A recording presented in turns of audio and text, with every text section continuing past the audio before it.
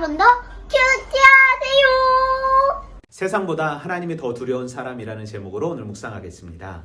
애굽 땅에 정착한 요셉과 그의 모든 형제들은 생육하고 번성하여 온 땅에 가득하게 됩니다.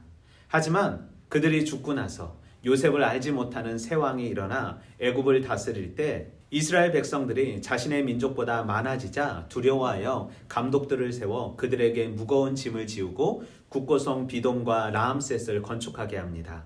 하지만 하나님의 은혜로 이스라엘 백성들은 학대받으면 받을수록 더 번성하여 퍼져나가게 되고 애굽 사람들은 이스라엘 자손으로 말미암아 근심하게 됩니다. 그래서 더 고된 일을 시킵니다. 그리고 애굽 왕은 히브리 산파 시브라와 부하라 하는 산파들에게 여인들의 해산할 때 남자들은 다 죽이라고 말합니다. 그러나 산파들은 하나님을 두려워하여 애굽 왕의 명령을 어깁니다. 그 후 바로는 모든 백성들에게 명령하여 아들이 태어나면 나일강에 던지라고 말합니다. 창세기를 보면 언약의 후손 계보가 몇 차례나 끊길 위기가 있었지만 하나님의 개입으로 그 명맥이 이어가고 야곱의 자손에 이르러서는 불못 터지듯 언약 백성이 폭발적으로 증가하며 출애굽기에서는 생육하고 번성이라는 아브라함을 향한 씨의 약속이 최대로 성취되었음을 말합니다. 출애굽기는 구원의 책이라고 불리우는데 이스라엘 백성들이 애굽에서 구출되어 홍해를 건너고 시내산에서 신정국가를 이루는 데 초점을 맞추고 있습니다. 출애굽기 1장은 하나님의 백성들이 노예가 되어 세상의 권력자인 파라오를 위해 태양의 신의 거소라는 비돔과 라암셋인 국고성을 짓는데 많은 고통을 받았지만 하나님의 은혜로 하나님의 인도하심을 받아 자유인이 된 이들은 자발적이고 기쁨으로 하나님을 위해 성망을 짓는 것으로 마무리되는 것을 볼 수 있습니다. 우리는 본문 속에서 생육하고 번성케 하시는 하나님, 하나님이 통치하시지 않는 세상의 악함과 포악함을 말씀하시는 하나님, 세상보다 하나님을 더 두려워하길 원하시는 하나님, 생명의 주권자이신 하나님, 하나님을 경외하는 자를 흥황케 하시는 하나님을 발견할 수 있습니다.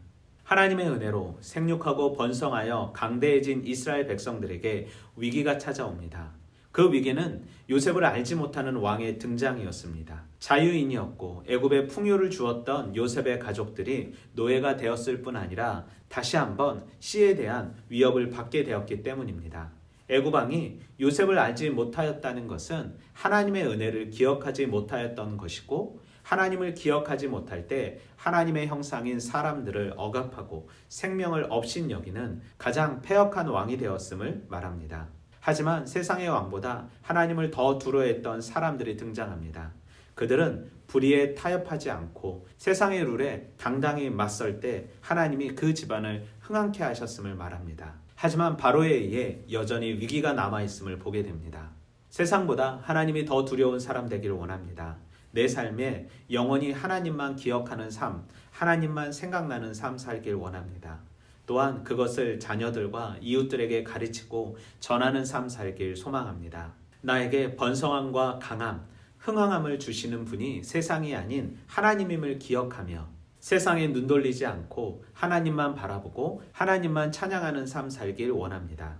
하나님의 말씀에 위배되는 세상의 룰이 내 삶에 들어와 나를 주장하지 않게 하기 위해 말씀의 기준을 가지고 살아가는 삶 되길 소망합니다. 오늘도 말씀으로 화이팅!